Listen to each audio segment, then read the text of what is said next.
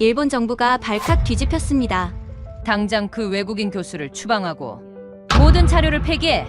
홋카이도 시레토코 마을, 일본인이라 믿었던 그들의 DNA 검사 결과가 나오자 도쿄는 비상사태에 빠졌습니다.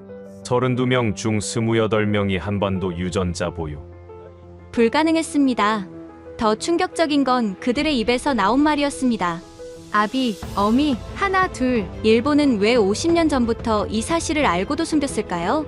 그 충격적인 진실, 지금 공개합니다. 언어는 땅에서 자란다. 이것은 제 학문적 신조였습니다. 논문 156편, 저서 12권, 그리고 17년간의 연구가 모두 이 한 문장 위에 세워졌죠. 안녕하세요. 저는 올리버 헤이스팅스입니다. 옥스퍼드 대학교 언어학과 교수예요. 매일 아침 6시, 저는 연구실에서 똑같은 의식을 치렀습니다. 진한 에스프레소 한 잔, 그리고 세계 지도를 펼쳐놓고 언어 분포를 들여다보는 것. 러시아의 툰드라에서는 짧고 거친 자음이 발달했고 열대 우림에서는 부드러운 모음이 꽃피었죠. 산맥이 언어를 가르고 강이 방언을 나누고 바다가 어족을 결정했습니다. 교수님은 언어 결정론자시군요. 동료들이 비아냥거렸지만 저는 흔들리지 않았어요. 23,000개의 언어 샘플이 제 이론을 뒷받침했으니까요. 그런데 홋카이도 시레토코에서 모든 게 무너졌습니다. 아니, 정확히는 아시리 카무이라는 95살 할머니의 목소리에서 제 세계가 산산조각 났죠.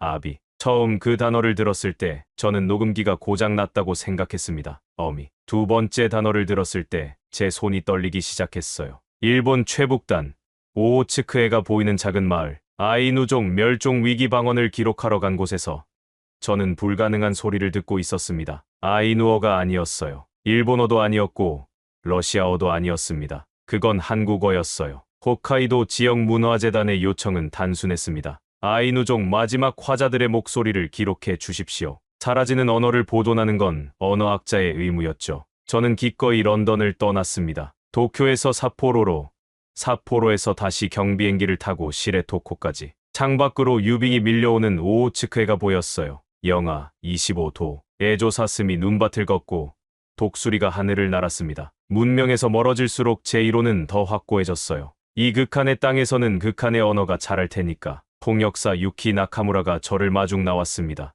35살, 아이누 문화 연구자였죠. 아시리 할머니는 우리 마을의 보물이에요. 유키가 공민관으로 가는 차 안에서 말했습니다. 5세대 전부터 구전된 특별한 방언을 쓰시죠. 학자들도 분류하지 못한 독특한 언어예요. 저는 흥분했습니다. 미지의 언어 변종이라니. 제 이론을 더욱 풍부하게 해줄 완벽한 샘플이었죠. 공민관은 낡은 목조 건물이었습니다. 난로에서 장작이 타닥거렸고 한쪽 구석에 작은 할머니가 앉아 계셨어요. 아시리 카무이. 주름진 얼굴이었지만 눈은 또렷했습니다. 저는 녹음 장비를 세팅했습니다. 마이크, 노트북, 음성 분석 프로그램. 17년간 수백 번 해온 작업이었죠. 할머니, 가족을 뜻하는 단어부터 시작할까요? 유키가 아이누어로 통역했습니다. 아시리 할머니는 눈을 감고 잠시 침묵했어요. 그리고 입을 열었습니다. 아비. 제 귀를 의심했습니다. 어미. 펜을 쥔 손이 얼어붙었어요.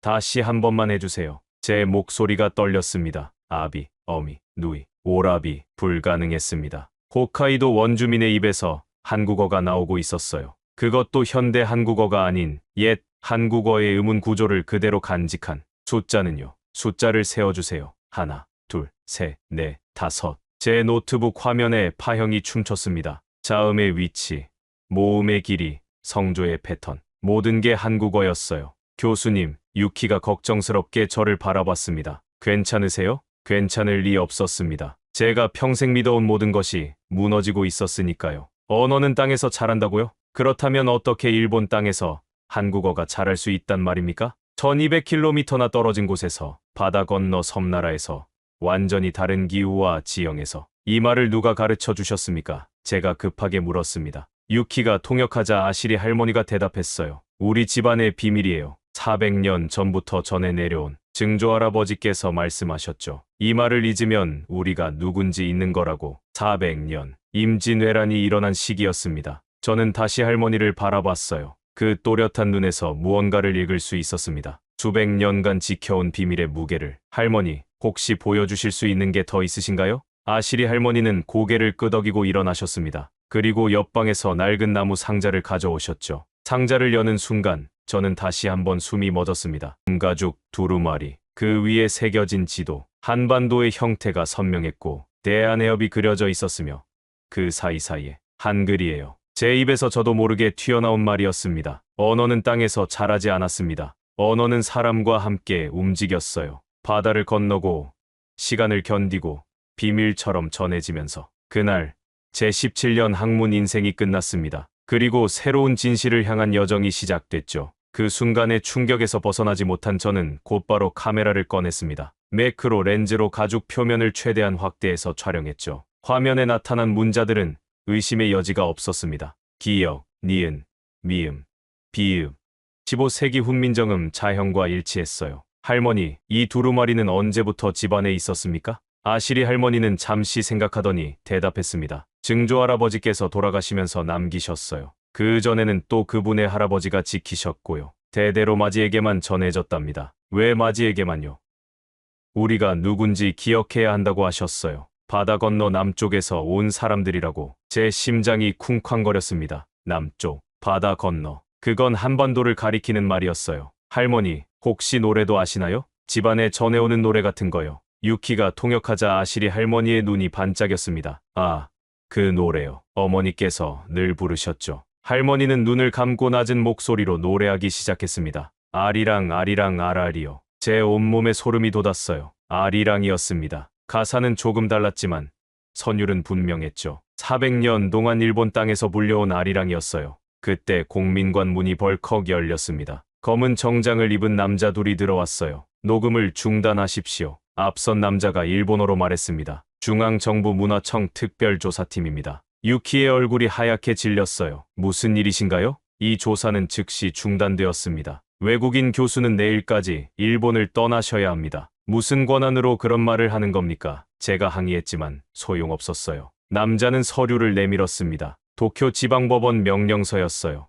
국가문화재 보호법 위반 혐의 조사라고 적혀 있었죠. 할머니의 두루마리는 압수합니다. 안 돼요. 아시리 할머니가 일어나셨어요. 이건 우리 집안이 협조하지 않으시면 할머니도 연행됩니다. 저는 주먹을 꽉 쥐었습니다. 하지만 할 수 있는 게 없었어요. 그들은 곰가죽 두루마리를 비닐봉지에 넣어 가져갔습니다. 교수님, 유키가 작은 목소리로 속삭였어요. 제가 할머니 목소리는 녹음해뒀어요. 핸드폰으로요. 희망이 보였습니다. 적어도 음성 파일은 살아남았어요. 그날 밤, 저는 료칸으로 돌아와 곧바로 분석을 시작했습니다. 유키가 보낸 음성 파일을 노트북에 옮기고 프로그램을 실행했죠. 결과는 충격적이었습니다. 아시리 할머니의 아비, 어미, 하나, 둘과 15세기 한국어 음성. 재구성 샘플의 일치율이 97.4%였어요. 이건 단순한 차용어가 아니었습니다. 언어 전체가 보존된 거였어요. 새벽 3시, 저는 여전히 노트북 앞에 앉아 있었습니다. 유혹한 방은 어두웠고 모니터 빛만이 제 얼굴을 비추고 있었어요. 화면에는 두 개의 음성 파형이 겹쳐져 있었습니다. 위쪽은 아시리 할머니의 목소리, 아래쪽은 15세기 한국어 재구성 샘플. 저는 먼저 기본적인 음성 분석부터 시작했어요. 코먼트 주파수 분석. F1은 730Hz, F2는 1220Hz. 한국어 아예 전형적인 수치였습니다. 음절 지속 시간. 아비는 0.43초, 어미는 0.51초. 성조 패턴. 평조에서 시작해 약간 하강. 경상도 방언의 특징이었죠. 이건 우연일 수 없어. 저는 중얼거렸습니다. 하지만 확실해야 했어요. 옥스퍼드 언어 데이터베이스에 접속했습니다. 전 세계 2,400개 언어의 음성 샘플이 저장된 곳이었죠. 하나씩 대조하기 시작했어요. 먼저 지리적으로 가까운 언어들부터. 일본어 치치, 아버지 일치율 12%, 아이누어 아차, 아버지 일치율 23%, 러시아어 아찌에츠, 아버지 일치율 8%, 중국어 푸친, 부모 일치율 15%. 전혀 맞지 않았습니다. 범위를 넓혔어요. 알타이어족 전체, 몽골어 아버지 일치율 31%, 터키어 바바, 아버지 일치율 18%, 만주어 아마, 아버지 일치율 27%. 조금 비슷했지만 여전히 낮은 수치였어요. 새벽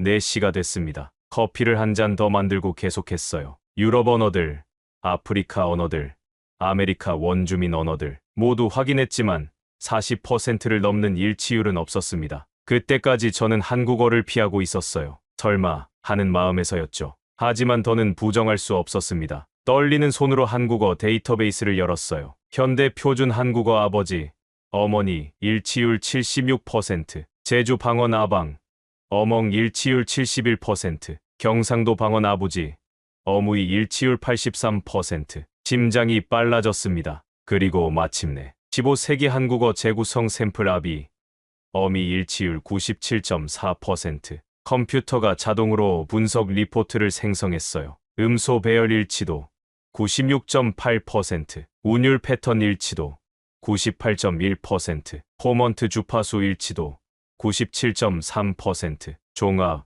일치율 97.4%. 결론. 두 샘플은 통계적으로 동일한 언어로 판단됨. 저는 의자에서 일어나 방을 걸어 다녔습니다. 17년. 제가 언어학자가 된 후 17년 동안 믿어온 모든 것이 흔들리고 있었어요. 언어는 산맥을 넘지 못한다. 바다는 언어의 절대적 경계다. 기후가 의문 체계를 결정한다. 제가 쓴 논문의 제목들이 떠올랐어요. 이제 그 모든 걸 폐기해야 할까요? 핸드폰이 울렸습니다. 유키였어요. 교수님, 지금 만날 수 있어요? 중요한 걸 발견했어요. 30분 후 우리는 시레토코 항구의 24시간 카페에서 만났습니다. 새벽 4시 반인데도 유키는 초조해 보였어요. 두꺼운 책을 가방에서 꺼냈습니다. 마을 도서관 창고에서 이걸 찾았어요. 1923년 출간된 북해도 원주민 연구라는 책이었습니다. 저자는 다나카 신이치로, 일본 인류학자였죠. 유키가 책갈피가 꽂힌 페이지를 펼쳤어요. 제7장. 시레토코 북부 마을의 특이 집단에 관하여. 시레토코 북부 오호츠크해에 면한 작은 마을에 특이한 집단이 거주한다.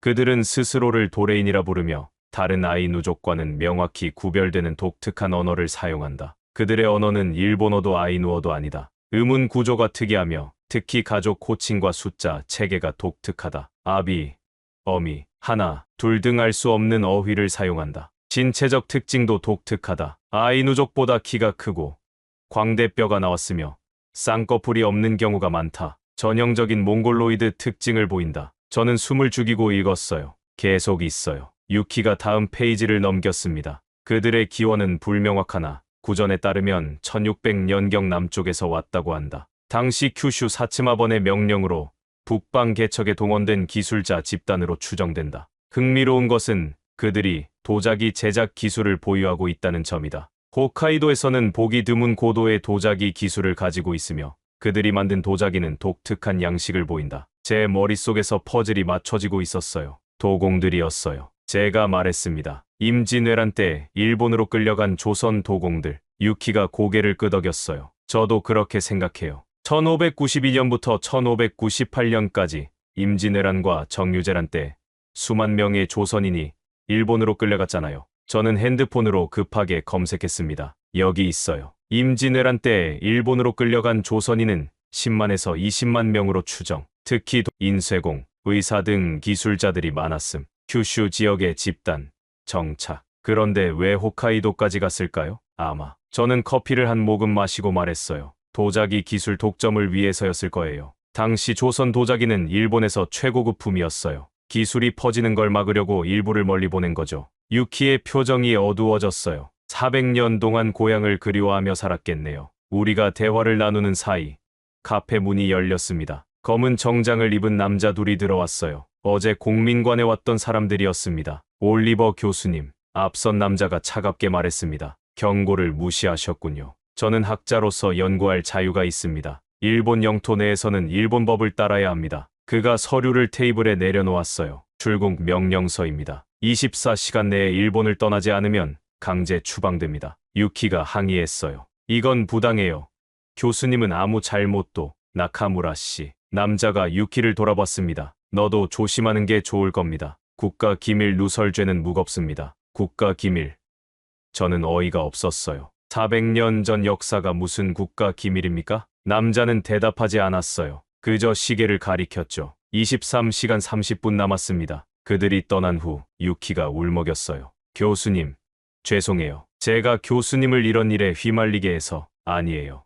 유키 씨, 이건 밝혀져야 할 진실이에요. 저는 노트북을 닫고 일어났습니다. 유키 씨, 부탁이 있어요. 뭐든지 말씀하세요. 마을 사람들의 DNA 샘플을 모아주세요. 그들이 정말 조선인의 후손인지 과학적으로 증명해야 해요. 하지만 일본 정부가 비밀리에 하세요. 그리고 한국으로 보내주세요. 제가 아는 교수가 있어요. 유키가 결연한 표정으로 고개를 끄덕였어요. 공항으로 가는 길, 유키가 작은 USB를 건넸습니다. 할머니 집에서 찾은 사진들이에요. 그리고 이것도요. 작은 종이를 건넸어요. 전화번호가 적혀 있었습니다. 서울대학교 강태원 교수님이에요. 인류유전학 전공이시래요. 제가 이미 연락드렸어요. 저는 유키의 손을 잡았습니다. 고마워요. 꼭 진실을 밝히겠습니다. 비행기가 이륙하는 순간 창밖으로 시레토코가 보였어요. 저 아래 어딘가에 400년의 비밀이 숨쉬고 있었습니다. 이제 그 비밀을 세상에 알릴 차례였어요. 런던으로 돌아오는 12시간 내내 저는 데이터를 정리했습니다.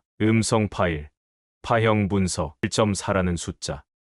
그리고 깨달았어요. 언어는 땅에서 자라지 않습니다. 언어는 사람의 가슴에서 자라납니다. 그리고 그 가슴이 가는 곳이면 어디든 언어도 함께 갑니다. 바다를 건너고 시간을 견디고 탄압을 이겨내며 런던으로 돌아온 지 일주일째 저는 연구실에 틀어박혀 있었습니다. 책상 위엔 레드불 캔 12개가 널브러져 있었고 모니터 3대가 동시에 켜져 있었어요. 왼쪽 화면엔 아시리 할머니의 음성 파형, 가운데엔 15세기 한국어 데이터베이스, 오른쪽엔 곰가죽 두루마리 사진이 떠 있었죠. 유키가 준 USB엔 놀라운 자료들이 있었어요.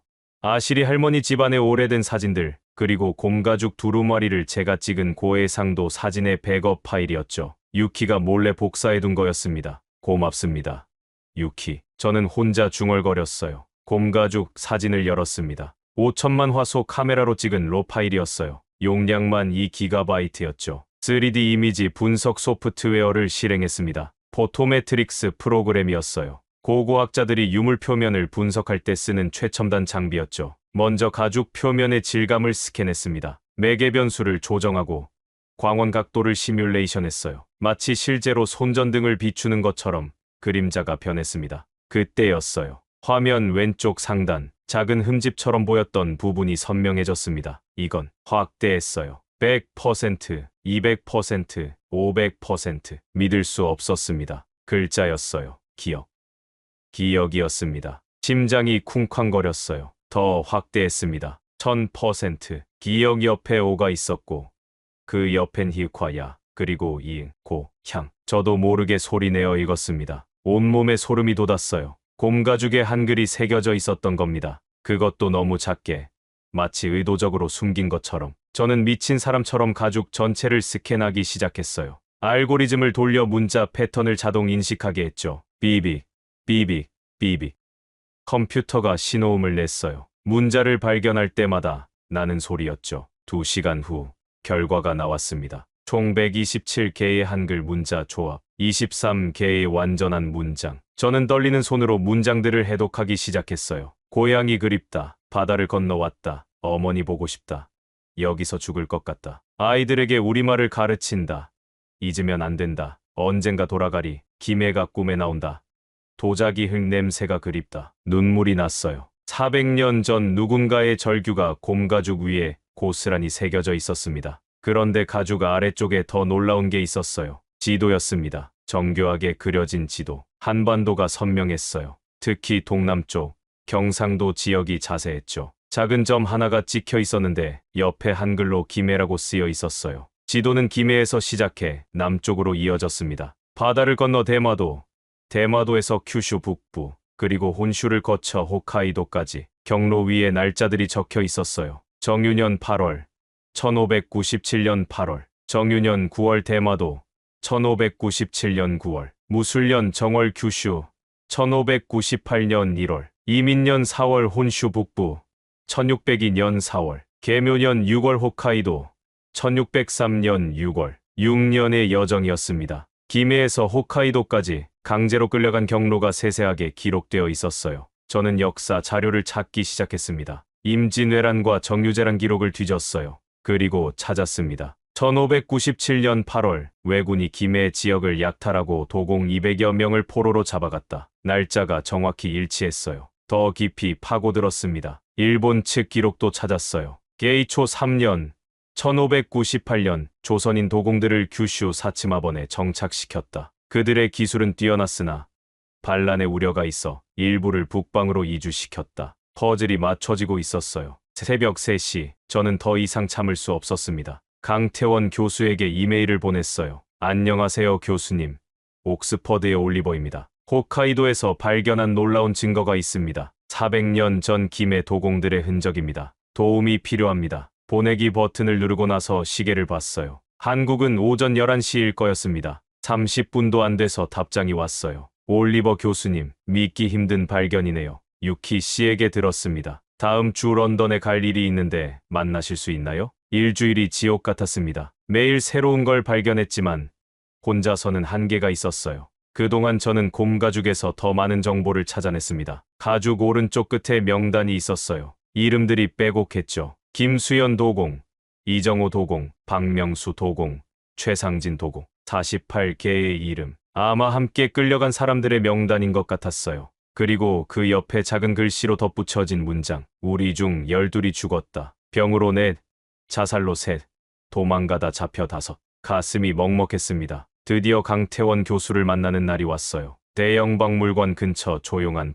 구석 자리에 앉았습니다. 강태원 교수는 50대 초반, 날카로운 눈빛의 학자였어요. 악수를 나누자마자 본론으로 들어갔죠. 자료를 미리 봤습니다. 강 교수가 태블릿을 꺼냈어요. 이건 확실해요. 임진왜란 때 끌려간 김해 도공들입니다. 어떻게 확신하시죠? 강 교수가 화면을 보여줬어요. 김해 지역 족보였습니다. 여기 보세요. 1597년 김해 김씨 족보의 외란에 행방불명이라고 기록된 사람들이 있어요. 김수연, 23세, 도공. 교수님이 발견한 명단의 첫 번째 이름과 일치합니다. 온몸에 전율이 흘렀어요. 그리고 이것도 보세요. 강 교수가 다른 자료를 보여줬습니다. 일본 사츠마번 기록입니다. 1598년 조선인 도공 48명을 받았다고 되어 있어요. 교수님이 발견한 명단 숫자와 정확히 일치합니다. 그럼 그들이 어떻게 홋카이도까지 갔을까요? 강 교수가 한숨을 쉬었어요. 도자기 기술 독점이죠.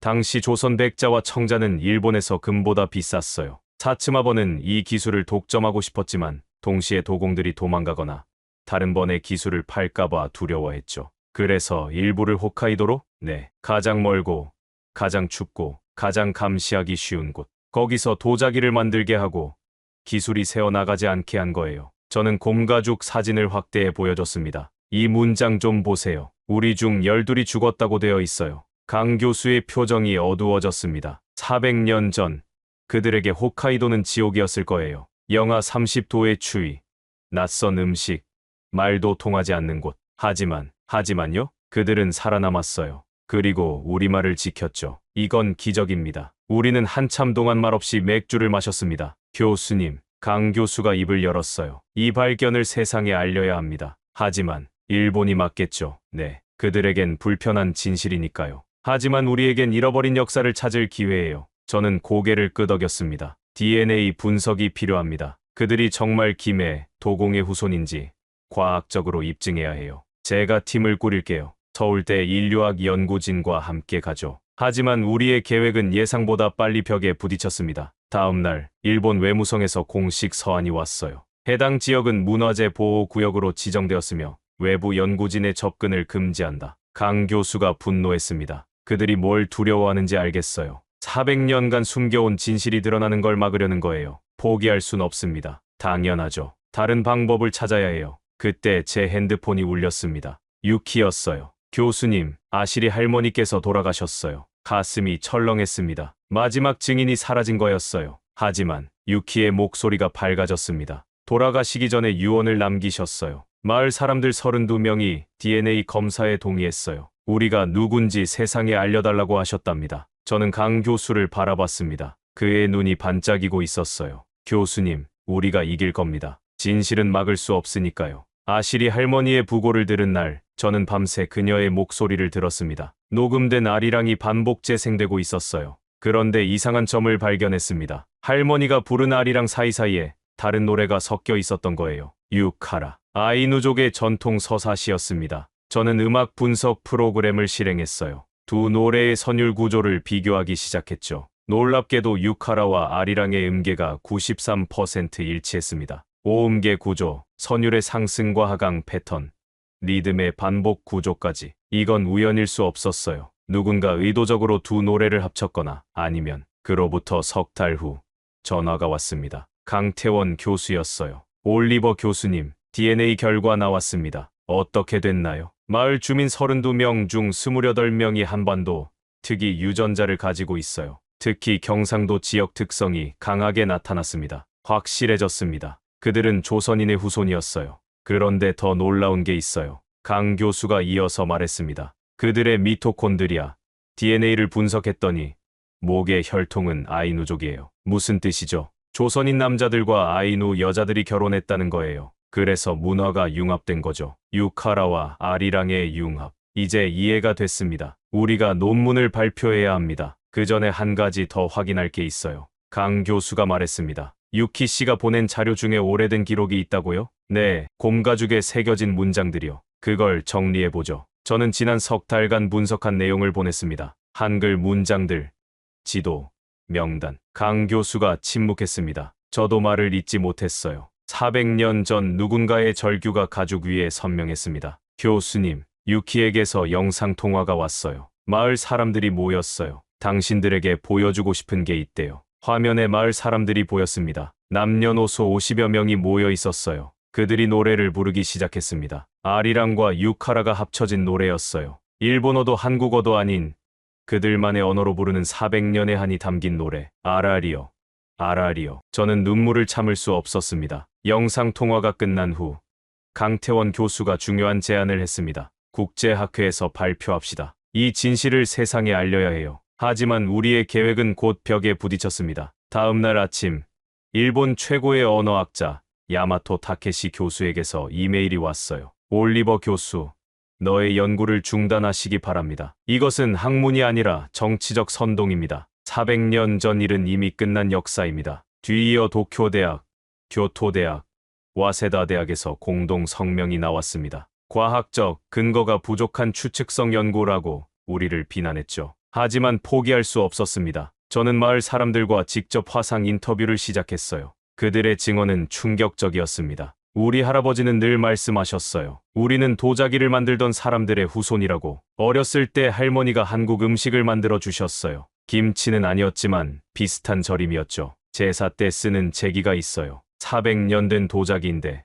경상도 양식이래요. 특히 한 할아버지의 증언이 인상적이었습니다. 우리 조상은 김의 김씨였대요. 도공 집안이었는데 임진왜란 때 끌려왔다고 들었습니다. 김씨. 저는 곧바로 한국의 족보를 검색했습니다. 그리고 놀라운 사실을 발견했어요. 1592년 김해 지역 도공 명단의 실종자가 대거 기록되어 있었던 겁니다. 그 중에 김수연이라는 이름이 있었는데 마을 할아버지가 말한 조상의 이름과 일치했어요. 강 교수가 흥분했습니다. 이건 역사적 증거예요. 족보와 DNA가 일치하는 거잖아요. 우리는 더 많은 증거를 모으기 시작했습니다. 큐슈 지역 고문서를 뒤졌고 1600년대 초호카이도 이주 기록을 찾아냈어요. 도자기 기술자 48가구를 북방으로 보낸다는 문서였죠. 하지만 우리가 증거를 모을수록 일본 측 압력은 거세졌습니다. 어느 날 제 대학 메이람이 차단됐어요. 일본 대학들과의 교류 협정을 이유로 옥스퍼드 측이 조치를 취한 거였습니다. 이건 학문의 자유 침해예요. 제가 항의했지만 소용없었습니다. 그때 뜻밖의 도움이 왔어요. 하버드 대학의 인류학자 사라 톰슨 교수였습니다. 올리버, 너의 연구 봤어요. 내가 도울게요.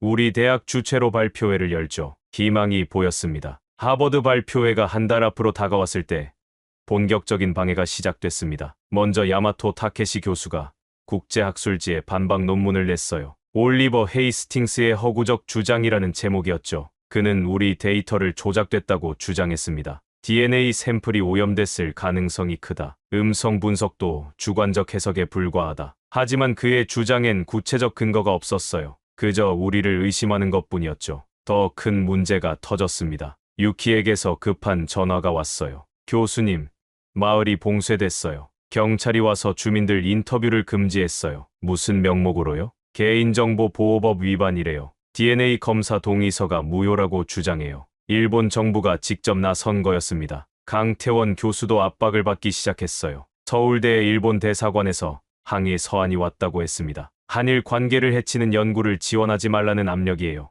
그런데 가장 충격적인 일이 일어났습니다. 제 노트북이 해킹당한 거예요. 모든 연구 자료가 삭제됐고 백업 서버도 접속이 차단됐습니다. 이건 범죄예요. 제가 경찰에 신고했지만 해커의 흔적은 찾을 수 없었어요. 다행히 유키가 보낸 USB는 금고에 보관 중이었습니다. 그게 유일한 증거였죠. 그때 예상치 못한 인물이 연락해 왔어요. 올리버 교수님, 저는 아사히 신문 기자 다나카입니다. 일본 언론이었습니다. 교수님 연구에 대해 취재하고 싶어요. 진실을 알리고 싶습니다. 일본 정부의 압력이 있을 텐데요. 저널리즘엔 국경이 없어야죠. 진실이 더 중요합니다. 다나카 기자와의 인터뷰가 신문에 실렸습니다. 그러자 일본 내에서도 반향이 일었어요. 400년간 숨겨진 역사를 밝혀야 한다는 시민들의 목소리가 커졌습니다. 하지만 보수 세력의 반발도 거셌어요. 한국의 정치적 프로파간다에 놀아나지 말라는 시위가 도쿄에서 열렸습니다. 상황이 복잡해지자 하버드도 주저하기 시작했어요. 사라 톰슨 교수가 전화했습니다. 올리버, 대학 이사회에서 발표회 취소를 검토 중이에요. 왜요? 일본 기업들이 후원 중단을 경고했어요. 수백만 달러 규모예요. 돈 앞에서 진실은 무력했습니다. 하지만 저는 포기하지 않았어요. 그럼 우리가 독립적으로 발표하죠. 유튜브로 전 세계에 생중계하겠습니다. 그래도 될까요? 학계가 막는다면 시민들에게 직접 알리겠어요. 2주 후 우리는 런던의 작은 강당을 빌렸습니다. 발표회 일주일 전 모든 것이 막히기 시작했습니다. 먼저 유튜브 계정이 정지됐어요. 저작권 위반 신고가 대량으로 들어왔다는 이유였죠. 이의를 제기했지만 답변은 없었습니다. 강태원 교수의 연구실 서버도 다운됐어요. 디도스 공격이었습니다. IP 추적해봤더니 여러 국가에서 동시에 공격이 들어왔어요. 조직적이에요. T와의 연락도 끊겼습니다. 마지막 메시지는 이거였어요. 교수님, 저희 집에 경찰이 왔어요. 당분간 연락 못할 것 같아요. 완전히 고립됐습니다. 심지어 옥스퍼드 동료들도 거리를 두기 시작했어요. 올리버, 너무 깊이 들어간 것 같아. 학자는 정치적 중립을 지켜야 해. 이건 정치가 아니라 역사의 진실이에요. 하지만 아무도 들으려 하지 않았습니다. 그런데 뜻밖의 곳에서 도움이 왔어요. 익명의 이메일이었습니다. 교수님, 저는 일본 외무성 직원입니다. 더는 침묵할 수 없어 연락드립니다. 첨부 파일을 확인하세요. 파일엔 일본 정부 내부 문서가 있었어요. 시레토코 지역 조선인 후손 관리 방안이라는 제목의 1970년대 표였습니다. 내용은 충격적이었어요. 해당 지역 주민들의 정체성을 숨기고 아이누족으로 동화시킬 것, 한국어 사용을 금지하고 관련 기록을 폐기할 것. 일본 정부는 이미 50년 전부터 알고 있었던 거예요. 저는 이 문서를 BBC에 보냈습니다. 그리고 가디언, 뉴욕타임스, 르몽드에도. 다음 날 아침 전 세계 언론이 이 문서를 보도했어요. 일본, 400년간 조선인 후손 존재 은폐. 언어학자의 발견이 밝혀낸 숨겨진 역사. 판도가 바뀌었습니다. 일본 정부는 즉각 부인했지만 문서의 도장과 서명이 진짜였어요. 시민단체들이 움직이기 시작했습니다. 한국의 시민단체는 진실규명위원회를 만들었고 일본의 양심적 지식인들도 지지 성명을 냈어요. 무엇보다 시레토코 마을 사람들이 용기를 냈습니다. 우리는 예정대로 런던 발표회를 진행했습니다. 작은 강당이었지만 전 세계 언론이 왔고 온라인으로 수백만 명이 시청했어요. 발표는 성공적이었습니다. 음성 분석, DNA 증거, 역사 기록, 그리고 내부 문서까지 모든 퍼즐이 맞춰졌죠. 런던 발표 이후 한 달, 유키에게서 연락이 왔습니다. 교수님, 마을 사람들이 숨겨둔 물건들을 꺼내기 시작했어요. 400년 동안 다락방에, 헛간에, 땅속에 묻어뒀던 것들이요. 무슨 물건들이요? 일기예요. 각 집안마다 대대로 내려온 일기들. 그동안 무서워서 숨겨뒀대요. 일본 경찰에게 들키면 큰일 날까봐. 다음 날 유키가 보낸 사진을 받았을 때 저는 의자에서 벌떡 일어났습니다. 낡은 일기장 15권이 테이블 위에 놓여 있었어요. 가장 오래된 건 1598년, 가장 최근 건 1945년 것이었습니다. 이걸 다 스캔해서 보내드릴게요. 유키가 말했어요. 일주일 후 2기가바이트가 넘는 파일을 받았습니다. 300년 넘는 시간의 기록이었죠. 강태원 교수와 함께 번역을 시작했습니다. 처음엔 막막했어요. 한글과 일본어가 뒤섞여 있었고 시대별로 한글 표기법도 달랐으니까요. 가장 오래된 일기는 김수연이 쓴 거였습니다. 김해에서 끌려온 도공이었죠. 정유년 8월 15일 외놈들이 마을에 들이닥쳤다. 도자기 굽는 솜씨가 있는 자는 모두 잡아갔다. 어머니가 우시며 매달리셨지만 소용없었다. 배에 태워졌다. 48명 모두 도공이었다. 김해 바다가 멀어진다. 다시는 못 볼 것 같다. 9월 초하루 대마도에 도착. 이상한 음식을 준다. 날 생선과 찬밥. 토하는 사람이 많다. 10월 규슈 땅 사츠마라고 한다. 가마를 만들라고 한다. 하기 싫지만 살려면 해야 한다. 무술년 정월 갑자기 또 이동하란다. 북쪽이라고 한다. 얼마나 더 가야 하는가. 박명수가 도망가다 잡혔다. 맞아 죽었다. 계묘년 6월 이곳은 지옥이다. 너무 춥다. 여름인데 서리가 내린다. 홋카이도라고 한다. 세상 끝 같다. 아이누라는 사람들이 산다. 말이 통하지 않는다. 하지만 그들도 불쌍한 사람들이다. 일본 놈들에게 괴롭힘 받는다. 갑진년 아이누 여자와 혼인했다. 이름은 신호. 착한 여자다. 우리말을 배우려 한다. 아버지를 아비라고 가르쳤다. 어머니를 어미라고 가르쳤다. 을사년 아들이 태어났다. 조선 이름은 김상진. 일본 이름은 다나카 이치로. 두 이름으로 살아야 한다. 불쌍한 내 자식. 매일 밤 아들에게 우리말을 가르친다. 하나, 둘, 셋, 넷, 다섯. 잊으면 안 된다. 우리가 누군지. 읽는 내내 목이 메었습니다. 400년 전 한 사람의 절망과 희망이 생생했어요. 나는 누구인가? 아버지는 나를 김상진이라 부르고 밖에서는 다나카 이치로라 불린다. 아버지가 돌아가셨다. 마지막까지 고향에 가고 싶다고 하셨다. 나는 고향을 모른다. 여기서 태어났으니까. 어머니, 아이누 이름 신호. 가 우리말을 잘한다. 아버지가 가르쳐 주셨다고 한다. 어머니는 말한다. 너는 2개의 피를 가졌다. 2개의 말을 해야 한다. 마을에 조선 사람이 36 가구 남았다. 비밀스럽게 모인다. 명절 때 제사를 지낸다. 일본 관리가 오면 흩어진다. 아들이 태어났다. 김정호라고 지었다. 일본 이름은 다나카지로. 우리말을 가르쳐야 한다. 아버지가 내게 그랬듯이 3대에 이르러 정체성 혼란이 시작됐습니다. 조선인도 일본인도 아닌 그 경계에 선 사람들. 할아버지가 돌아가셨다. 조선말을 하는 사람이 점점 줄어든다. 막부에서 조선인은 일본식 이름만 쓰라고 명령했다. 이제 공식적으로 우리는 다나카 가문이다. 하지만 집에서는 여전히 김씨다. 아이들에게 가르친다. 너희는 김의 김씨다. 잊지 마라. 조선 노래를 부르다 발각됐다. 곤장 20대를 맞았다. 하지만 계속 부를 것이다. 노래를 잃으면 모든 걸 잃는다. 이 시기 일기는 특별했습니다. 비밀 결사 이야기가 나왔어요.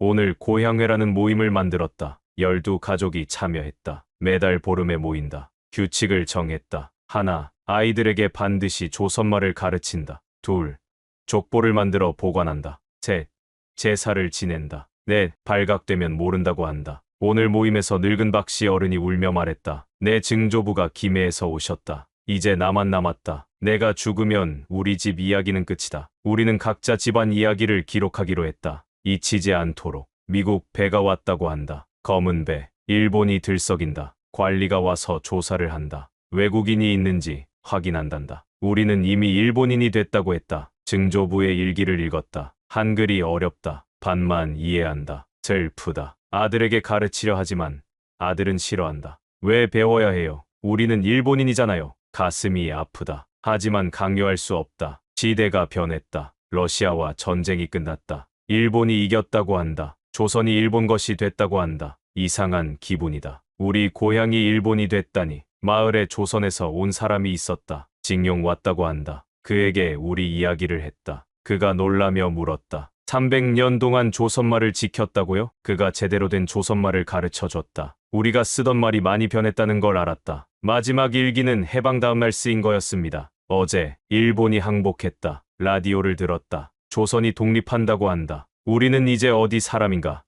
일본에서 태어났지만 조선의 피를 가졌다. 일본말을 하지만 조선말을 안다. 일본 이름이지만 조선성을 기억한다. 할아버지의 할아버지의 할아버지가 그리워한 고향. 나는 가본 적 없는 그곳. 그래도 가고 싶다. 아니다. 이제 여기가 고향이다. 하지만 우리가 누군지는 안다. 우리는 김해에서 온 사람들의 후손이다. 오늘 마을 사람들이 모였다. 처음으로 공개적으로 조선 노래를 불렀다. 아리랑이었다. 다들 울었다. 347년 만에 해방이었다. 일기를 다 읽고 나서 한참을 말하지 못했습니다. 강태원 교수가 먼저 입을 열었어요. 이건 단순한 일기가 아니에요. 한민족 이주사의 가장 생생한 기록입니다. 맞아요. 그런데 보세요. 한글이 시대별로 변해가는 게 보이시죠? 제가 정리한 자료를 보여줬습니다. 1세대.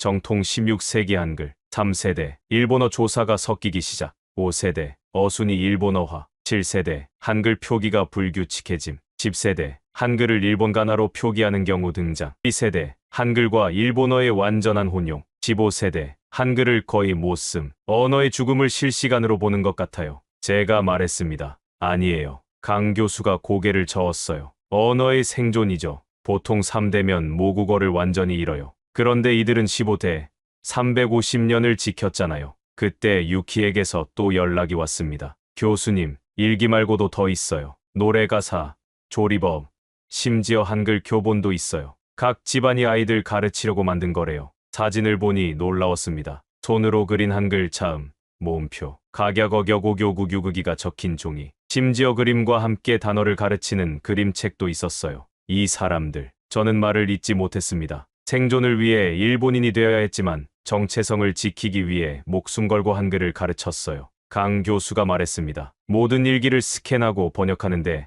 한 달이 걸렸습니다. 그 과정에서 놀라운 사실을 하나 더 발견했어요. 1754년 고향회를 만든 12가족의 명단이 있었는데 현재 시레토코 마을에 사는 가족들의 성씨와 정확히 일치했던 겁니다. 270년 전 비밀 결사 조직이 지금까지 이어진 거예요. 제가 말했습니다. 그래서 그들이 한국어를 잊지 않았던 거군요. 강 교수가 고개를 끄덕였습니다. 저는 일기 속 한 문장을 다시 읽었습니다. 노래를 잃으면 모든 걸 잃는다. 그들은 노래를 잃지 않았습니다. 그래서 모든 걸 지킬 수 있었어요. 이제 이 이야기를 세상에 알릴 차례였습니다. 일기 공개 후 분위기가 완전히 바뀌었습니다. NHK에서 특별 다큐멘터리를 제작하겠다고 연락이 왔어요. 진실을 외면할 수 없습니다. 이건 일본의 역사이기도 하니까요. 한국 KBS도 취재팀을 보냈습니다. 그런데 가장 감동적인 제안은 마을 청년들에게서 왔어요. 우리의 노래를 세상에 들려주고 싶어요. 그들은 400년 동안 구전된 아리랑과 유카라의 융합곡을 부르고 싶다고 했습니다.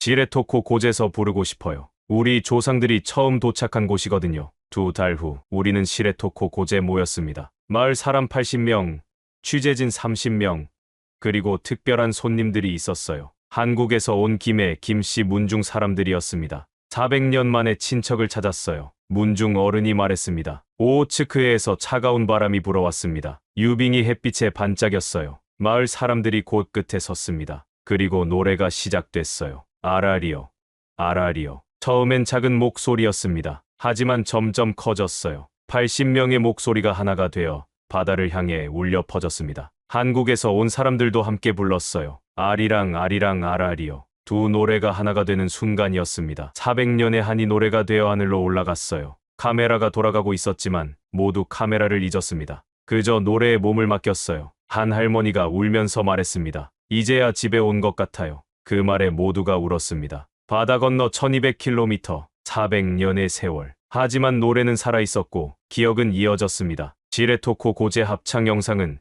전 세계로 퍼졌습니다. 조회수 1000만을 넘었고 수십 개 언어로 번역됐어요. 그러자 뜻밖의 곳에서 제안이 왔습니다. 삿포로 시민회관에서 발표회를 열어주세요. 삿포로 시민단체들이 주최하는 독립학회였어요. 일본 정부나 대학과 무관한 진실을 듣고 싶어하는 시민들이 많습니다. 강태원 교수와 저는 삿포로로 갔습니다. 발표 당일 1000명이 넘는 사람들이 모였어요. 일본인, 한국인, 그리고 각국 기자들. 무대에 서자 긴장됐습니다. 하지만 시작해야 했어요. 언어는 증거입니다. 400년 전 역사의 증거죠. 저는 아시리 할머니의 음성을 들려줬습니다. 아비, 어미, 하나, 둘, 그리고 15세기 한국어 재구성 음성과 비교했어요. 97.4% 일치합니다. 청중이 술렁거렸어요. 강태원 교수가 DNA 데이터를 발표했습니다. 32명 중 28명이 한반도 유전자를 가지고 있습니다. 곰가죽, 두루마리 사진을 보여줬어요. 한글로 쓰인 지도입니다. 경상도에서 홋카이도까지, 그리고 15대에 걸친 일기를 공개했습니다. 고향이 그립다. 하지만 이제 이곳이 우리 땅이다. 발표가 끝나자 폭풍 같은 박수가 터졌습니다. 그때 한 일본인 노학자가 일어났어요. 저는 도쿄대 명예교수입니다. 부끄럽습니다. 우리가 400년간 진실을 외면했어요. 사과합니다. 그 말에 많은 일본인들이 고개를 숙였습니다. 한국에서 온 김에 김씨 문중 대표가 말했어요. 우리는 그들을 원망하지 않습니다. 살기 위해 일본인이 되어야 했던 그들을 이해합니다. 그들도 우리 가족입니다. 화해의 순간이었어요. 야마토 타케시 교수도 왔습니다. 제가 틀렸습니다. 학자로서 진실을 외면했어요. 죄송합니다. 모두가 놀랐어요. 가장 강하게 반대했던 사람이었으니까 발표회는 성공적이었습니다. 하지만 더 중요한 건 그 후였어요. 발표회 후 한 달, 놀라운 제안이 왔습니다. 부산시와 홋카이도청이 공동으로 청년 교류 프로그램을 만들겠다는 거였어요. 400년 만의 재회를 기념하는 행사를 열겠습니다. 특별히 부산과 김해의 도예 전공 학생들과 시레토코 마을 청년들의 만남을 주선했죠. 석 달 후 부산에서 20명의 청년이 홋카이도로 왔습니다. 공항에서 만난 양국 청년들은 어색했어요. 하지만 시레토코 마을에 도착하자 분위기가 바뀌었습니다. 마을 청년이 도자기를 꺼냈어요. 이게 우리 조상이 만든 거예요. 부산 학생이 놀랐습니다. 이건 김해 분청사기 양식이에요. 전문가가 아니어도 알 수 있었어요. 같은 뿌리였으니까. 학생들은 함께 도자기를 만들기 시작했습니다. 언어는 달라도 손기술은 같았어요. 물레 돌리는 법, 글 빚는 법, 유약 바르는 법. 400년이 지났지만 기술은 이어져 있었던 거예요. 밤이 되자 캠프파이어를 했습니다. 마을 청년들이 먼저 노래했어요. 그들만의 아리랑을. 부산 학생들이 따라 불렀습니다. 현대의 아리랑을. 두 노래가 만나 하나가 됐어요. 한 마을 청년이 말했습니다. 우리도 한국에 가고 싶어요. 조상의 땅을 보고 싶어요. 6개월 후 그들은 한국을 방문했습니다. 김해를 찾아갔고 옛 도요지를 둘러봤으며 김해 김씨 문중을 만났어요. 400년 만에 집에 온 걸 환영한다. 그 말에 모두가 울었습니다. 청년교류 1주년 기념 행사가 시레토코에서 열리기로 했습니다. 한국과 일본에서 각각 20명씩 모두 40명의 청년이 모이기로 했어요. 그런데 참가자 명단을 받아보고 놀랐습니다. 한국 측 참가자 중 절반이 김해, 김씨 문중 청년들이었어요. 그들의 족보를 따라 올라가면 400년 전 실종된 도공들과 연결됐죠. 김세민, 22살, 대학생. 증조할아버지께서 늘 말씀하셨어요. 우리 집안에 일본으로 끌려간 선조가 있다고. 이제야 그분들을 찾은 거예요. 일본 측 참가자들도 특별했습니다. 다나카 유스케, 24살, 본명은 김준호. 저희 집엔 2개의 족보가 있어요. 일본 호적과 한글로 쓰인 족보. 이제 당당히 두 이름을 쓰고 싶어요. 행사 준비는 석 달 전부터 시작됐어요. 매주 화상회의로 연습했습니다. 서울과 시레토코를 잇는 화면 속에서 청년들은 서로의 노래를 배웠죠. 아리랑 아리랑 아라리요. 아라리요. 아라리요. 처음엔 어색했어요. 한국 청년들은 일본식 아리랑이 낯설었고 일본 청년들은 현대 아리랑이 어려웠죠. 하지만 시간이 지나면서 두 노래가 하나로 합쳐지기 시작했습니다. 행사 전날 한국 청년들이 도착했습니다. 김해공항에서 출발한 그들은 부산, 후쿠오카, 삿포로를 거쳐 시레토코까지 왔어요. 12시간의 여정이었죠. 공항에서 만난 순간이 감동적이었습니다. 어서 오세요. 안녕하세요. 말은 달라도 마음은 통했어요. 특히 김민지, 21살,와 다나카 아야, 22살, 본명 김서연.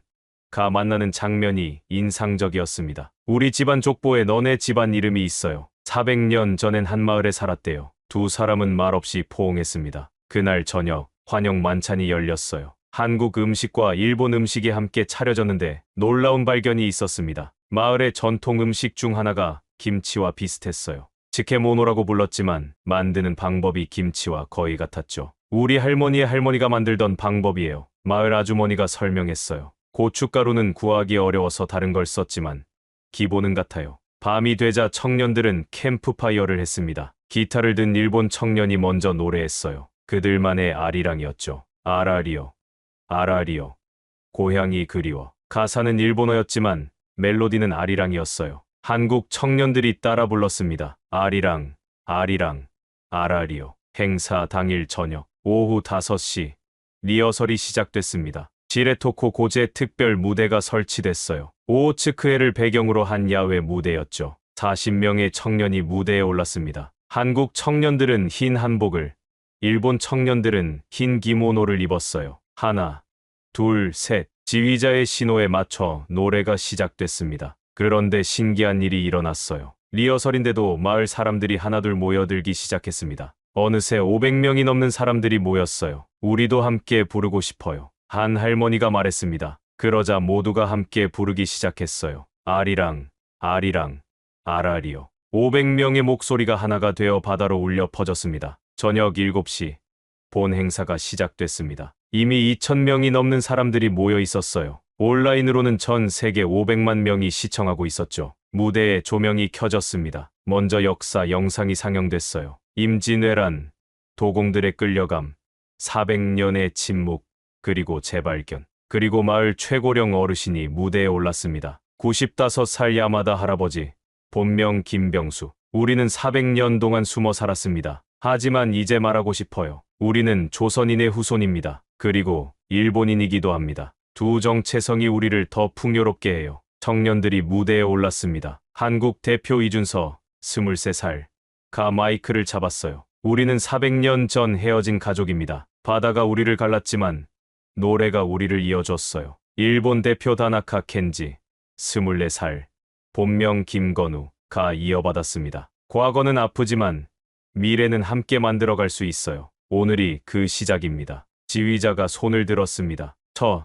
음이 울려 퍼졌어요. 낮고 깊은 유카라의 시작이었습니다. 일본 청년들의 목소리였죠. 아라리. 한국 청년들이 화음을 넣었습니다. 아리랑, 아리랑, 아라리요. 두 노래가 완벽하게 어우러졌어요. 400년의 시간차를 두고 갈라진 노래가 다시 하나가 되는 순간이었습니다. 밤하늘에 별이 쏟아졌습니다. 노래가 절정에 달했습니다. 아리랑, 아리랑, 아라리요. 40명의 목소리가 하나가 되어 하늘로 치솟았어요. 1시간 동안 노래는 계속됐어요. 노래가 끝났을 때 청년들은 서로를 껴안았습니다. 한국 청년과 일본 청년의 구분이 없었어요. 그들은 그저 400년 만에 다시 만난 가족이었습니다. 김민지가 울면서 말했어요. 우리 선조들이 보고 있는 것 같아요. 다나카 아야가 대답했습니다. 이제 우리가 새로운 역사를 써요. 강태원 교수가 제게 다가왔어요. 올리버 교수님, 우리가 해냈어요. 아니에요. 저는 고개를 저었습니다. 그들이 해낸 거예요. 400년을 견뎌온 사람들이. 행사가 끝난 후에도 사람들은 해변에 앉아 별을 바라봤습니다. 한 어린아이가 물었어요. 엄마, 저 별은 왜 저렇게 많아요? 엄마가 대답했습니다. 화해를 축복하는 거란다. 그날 밤, 전 세계 2천만 명이 그 장면을 봤습니다. 그리고 깨달았죠. 도, 바다도, 시간도, 사람의 마음을 갈라놓을 수는 없다는 걸. 그날 이후 모든 게 바뀌었습니다. 일본 정부는 시레토코 마을을 한일 공동문화유산으로 지정했어요. 한국 정부는 마을 사람들에게 특별 영주권을 제공했습니다. 하지만 대부분은 시레토코에 남기로 했어요. 이곳이 우리 집이에요. 400년 동안 살아온 땅이죠. 대신 정기적으로 한국을 방문하기로 했습니다. 매년 봄, 그들은 김해를 찾아갑니다. 조상의 땅을 밟고 친척을 만나고 도자기를 만듭니다. 유키는 이제 한국어를 유창하게 합니다. 언어를 배우니 마음이 더 가까워졌어요. 강태원 교수와 저는 공동 연구를 계속하고 있어요. 전 세계에 흩어진 한민족의 흔적을 찾는 프로젝트입니다. 아시리 할머니는 돌아가셨지만 그녀의 목소리는 영원히 기록됐습니다. 후손들은 이제 자랑스럽게 말합니다. 우리는 조선인의 후예입니다. 언어는 땅에서 자라지 않았습니다. 언어는 사람과 함께 살아 숨쉬며 바다를 건너고 시간을 견뎌냅니다. 그리고 언젠가 반드시 고향을 기억해냅니다. 1200km, 400년, 단어 23개. 그것이 만든 기적이었습니다. 지금도 시레토코 고제선 아리랑이 울려 퍼집니다. 이제는 숨기지 않고 당당하게